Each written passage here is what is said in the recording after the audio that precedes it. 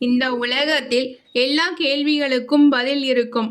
ஆனா சில பதில்கள் சொன்னா வாழ்க்கையே திரும்பி கேள்வி கேட்கும். உஜ்ஜயினி நீதியின் நகரம். மன்னன் விக்ரமாதித்யன் தீர்ப்பளிக்கும் மண்டபத்தில் நியாயம் என்றால் யாருக்கும் கருணை கிடையாது. உண்மைக்கு மட்டும்தான் ஆதரவு. மக்கள் தலை வணங்கினார்கள். அந்த நேரம் அரண்மனைக்கு ஒரு துறவி வந்தார். மன்னா, உன் தைரியத்தை அல்ல, உன் மௌனத்தை சோதிக்க வந்திருக்கிறேன். இதை கேட்டதும் அரண்மனையே அமைதியானது. துறவி மன்னனிடம், சுடுகாட்டில் ஒரு வேதாளம் இருக்கும். அதை தினமும் என் ஆசிரமத்துக்கு நீ தூக்கிட்டு வரணும். மன்னர் கேள்வி இல்லாமல், கடமை செய்யறதுதான் ராஜ தர்மம்னு மன்னரும் ஒத்துக்கொண்டார். மன்னர் சுடுகாட்டுக்கு போனார். மரத்தில் தலைகீழாக தொங்கும் வேதாளத்தை பார்த்தார். வேதாளம் மன்னரை பார்த்து சிரிக்கிறது. மன்னா, நான் கதை சொல்வேன். முடிவில் கேள்வி. பதில் தெரிந்தும் நீ பேசினா நான் பறந்து போவேன். மன்னரும் சரின்னு சொன்னார். வேதாளம் மன்னருடன் புறப்பட்டது. வேதாளம் கதை சொல்ல ஆரம்பித்தது. 3 மனிதர்கள், ஒரு பெண். 3 மனிதர்களும் ஒரு பெண்ணை உண்மையாக காதலித்தனர். அதில் ஒருத்தன் அறிவாளி, இன்னொருத்தன் வீரன், இன்னொருத்தன் அன்பானவன். அந்த பெண் இறக்கிறாள். அறிவானவன் அந்த பெண்ணுக்காக மந்திரத்தை கற்றுக்கொண்டு அந்த பெண்ணை உயிர் பிழைக்க வைக்கிறான். வீரன் அந்த உடலை பாதுகாக்கிறான். அன்பானவன் அந்த பெண்ணுக்காக உண்மையாக அழுகிறான். வேதாளம் மன்னரை பார்த்து கேள்வி கேட்குது. யார் அவளின் கணவன்? மன்னன், அவளுக்காக உயிரோடு அழுதவன். வேதாளம் சிரித்து மீண்டும் மரத்துக்கு பறந்து போனது. மறுநாள் இரவு அரசர் கடமையை நிறைவேற்றணும்னு திரும்பவும் சுடுகாட்டுக்கு போறார்.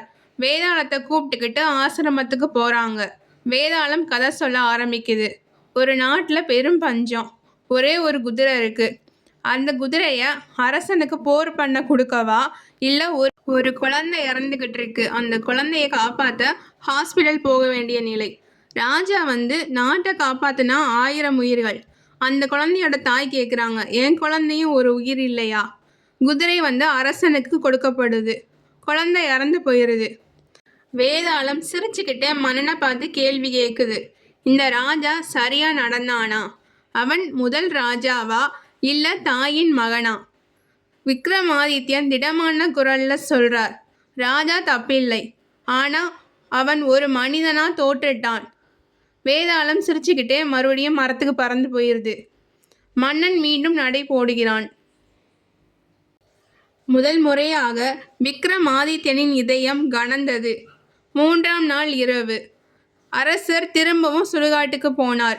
வேதாளத்திடம் பேசி திரும்பவும் ஆசிரமத்துக்கு கூட்டிட்டு போனார். வேதாளம் கதை சொல்ல ஆரம்பித்தது. ஒரு ஏழை திருடன் பசியால் கோவில் அன்னத்தை திருடுகிறான். சட்டப்படி மரண தண்டனை கொடுக்கப்பட்டது. மந்திரி சொல்றார், சட்டம் சமம், குற்றம் குற்றமே. திருடன் சொல்றான், பசியே என் முதல் குற்றம். வேதாளம் மன்னரை பார்த்து கேள்வி கேட்குது. சட்டத்தை உடைத்தவன் தப்பா, அல்லது பசியை உருவாக்கிய நாடே தப்பா? விக்ரமாதித்யன் பதில் சொல்றான், சட்டம் கண்ணு, உண்மை மனசு. கண்ணு இல்லாம மனசு போகலாம், ஆனா மனசு இல்லாம சட்டம் கொடூரம். வேதாளம் சிரிச்சுக்கிட்டே, இந்த முறை கொஞ்சம் கூர்மை. மீண்டும் மரத்துக்கு பறக்குது. மன்னன் பேசினான். ஆனா ஒவ்வொரு வார்த்தையும் அவனை சோர்வடைய வைக்க ஆரம்பித்தது. 4ஆம் நாள் இரவு அரசர் திரும்பவும் சுடுகாட்டுக்கு போனார். வேதாளத்திடம் பேசி திரும்பவும் ஆசிரமத்துக்கு கூட்டிட்டு போனார். வேதாளம் கதை சொல்ல ஆரம்பித்தது. ஒரு வீரன் போர்க்களத்தில் எதிரி. ஆனால் எதிரி காயமடைந்து வீழ்ந்திருக்கிறான். வீரன் மனசு, அவனை கொன்றாதான் கடமை. எதிரி கையில் குழந்தையின் படம். வீரன் வாளை கீழே வைக்கிறான். போர் தோல்வியடைந்தது. வேதாளம் கேள்வி கேட்குது, அவன் வீரனா அல்லது துரோகியா? விக்ரமாதித்யன் பதில் சொல்றான், வீரம் கொல்லுது, கருணை காப்பாத்துது. உயிரை காப்பாற்றியவன் எப்போதும் துரோகி இல்லை. வேதாளம் இந்த முறை சிரிக்கவில்லை. சிறு மௌனம். பின்னர் மெதுவாக பறக்கிறது. மன்னன் வியர்வையில் நனைந்த முகம், தோளில் சுமை, கண்களில் சோர்வு. ஒவ்வொரு பதிலும் சரிதான். ஆனா ஒவ்வொரு பதிலும் மன்னனை இன்னும் காலியாக்கியது.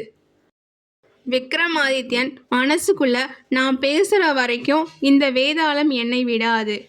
அரசர் திரும்பவும் சுடுகாட்டுக்கு போறார். வேதாளம் வழக்கம் போல சிரிக்கல. கண்கள் எரியும் சாம்பல் மாறி, குரல் கனமாகவும் மனிதன் மாதிரி. விக்ரமாதித்யா, இதுவரை நான் கதைகள் சொன்னேன். இந்த தடவை நான் உன் மனச கேட்கிறேன்.